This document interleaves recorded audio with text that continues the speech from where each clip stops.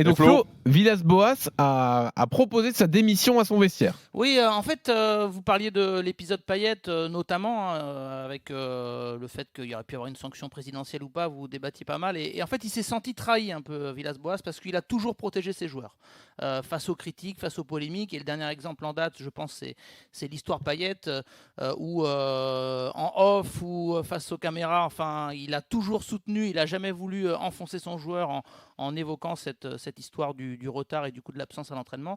C'est un exemple parmi d'autres qui montre selon lui qu'il a toujours été réglo avec ses joueurs. Et là, par rapport à l'état d'esprit, au comportement, il s'est senti un peu trahi par ses joueurs. Et effectivement, après le match, ça a été très chaud. Il y a d'abord eu une prise de parole d'Alvaro González, en français d'ailleurs, comme quoi tout est possible, en français, qui a dit je suis là depuis 1 an et demi et j'ai compris depuis bien longtemps qu'on n'a pas le droit de ne pas respecter ce maillot, etc. etc.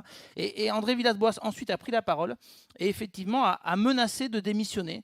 Il l'a ouvertement dit aux joueurs et certains d'entre eux d'ailleurs se sont levés, lui ont dit non coach, faites pas ça, ils lui ont demandé de rester en affirmant que c'était à eux de se remettre en cause et pas à lui. Alors est-ce qu'il a prononcé ces mots pour est-ce que c'est une façon de parler ou est-ce qu'il provoquer une réaction des joueurs, voilà, pour renforcer son autorité ou l'adhésion du vestiaire, ou est-ce qu'il avait vraiment en tête de mettre sa menace à exécution? Les infos qu'on a, c'est que assez rapidement dans la soirée, il a adouci son discours en disant bon, en gros, si je suis le problème, je suis prêt à partir, je ne me suis jamais accroché à un contrat. Le lendemain, cette menace était un peu oubliée, même s'il y a eu un tête-à-tête avec Jacques-Henri Hérault.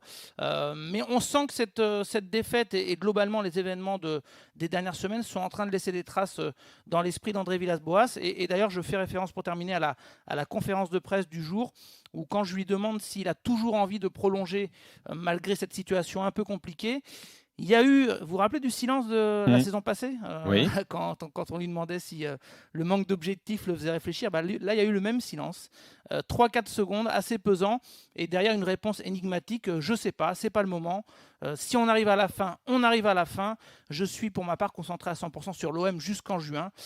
Voilà, c'était moins clair, moins net. Alors évidemment, le contexte fait qu'il n'allait pas parler d'une prolongation maintenant, mais je pense qu'il se pose pas mal de questions et que cet épisode a laissé des traces.